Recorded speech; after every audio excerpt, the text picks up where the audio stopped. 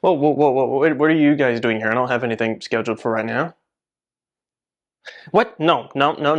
Guys, I despise this show. I refuse to make a before you watch for it. What's going on? What on earth is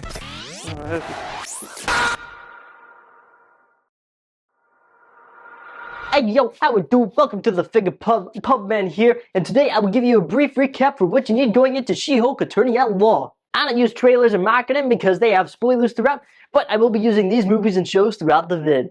There is not a lot of Hulk content out there, yet even so, sit back, relax, and don't take a nap while I give you this brief recap.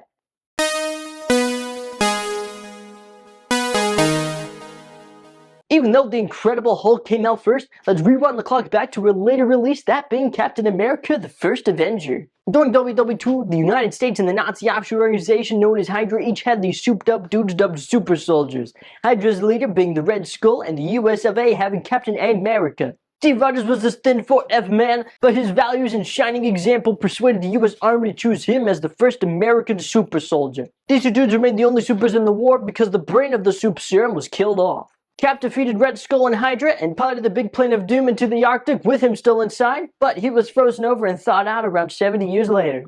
From the legacy and hype of the Cap, many copycats were attempted and replicated, but none could really succeed at all. And one of those examples later down the line was created by Bruce Banner, a radiation scientist who threw gamma into the mix and tested it on himself. Instead of enhancing him like a regular super soldier, it created a Jekyll and Hyde x Frankenstein's monster marriage when he got angry or spiked in heart rate, and this hulking massive indestructible green skin is called, well, a Hulk. Banner is running and hiding from the US Army because they claim the Hulk is their property, but all Banner wants to do is to keep folks safe. Outside of these fools, they did kind of deserve it. General Ross put a few doses of the serum they did have into Emil Blonsky, and they worked quite well, outside of the defects. After finding this lab of Banner's blood, Blonsky forced this other sciencey dude to turn him into a Hulk, and the resulting abomination was dubbed, well, the Abomination. Hulk and A-Bomb, this A-Bomb, not that A-Bomb, had a fight in Harlem where Hulk won and went back to hiding, and Blonsky was not to be seen for years. After these solo movies, we come to the Avengers and Avengers Age of Ultron. The Avengers are rounded up to take down the little G god of mischief, Loki. Banner is brought in to locate the Tesseract since it emits gamma radiation, but the shift to muscle was very much needed, helping deal with some space invaders and tossing Loki around for a good bit, thus achieving hero status. With Ultron, the Robo-BBEG himself teams up with these superpower twins. They do turn good and help the Avengers, but while they were still enemies, Banner's mind was manipulated, which brought out the Hulk and mass property damage. Iron Man used the Hulkbuster armor to knock out Jolly Green, but the social damage was already done. Ultron lifted the city of Sokovia to the skies, the Avengers save the day, and the Speedy Twin gets mowed down. However, the Hulk takes an Avenger Quinjet and flies it to who knows where to isolate himself from humanity to make up for what he did. In regards to the aftermath, the Avengers side is dealt with in Captain America: Civil War, and Hulk shows up in Thor: Ragnarok. On Earth, the United Nations passed the Sokovia Accords, which says the Avengers must fall under them or to retire. Spoiler alert, a civil war breaks out, resulting in half of the Avengers remaining Avengers under the UN, while the other half go on the run. Outside of Earth, the Space Lord of Thunder Thor gets himself stuck on the planet Sakaar, and the head gladiator face is none other than the Incredible Hulk. Hulk has remained on Sakaar since Ultron, and the math goes as follows. On Earth time, it's been about 2 or 3 years since the end of Age of Ultron, but in Sakaar's timey-wimey, wonky time, it's been much, much longer. Flopping back to the plot, Thor, Banner, and the Avengers escape Sakaar to save Asgard, but the mountain-sized fire being destroys Asgard in the end after the people manage to leave.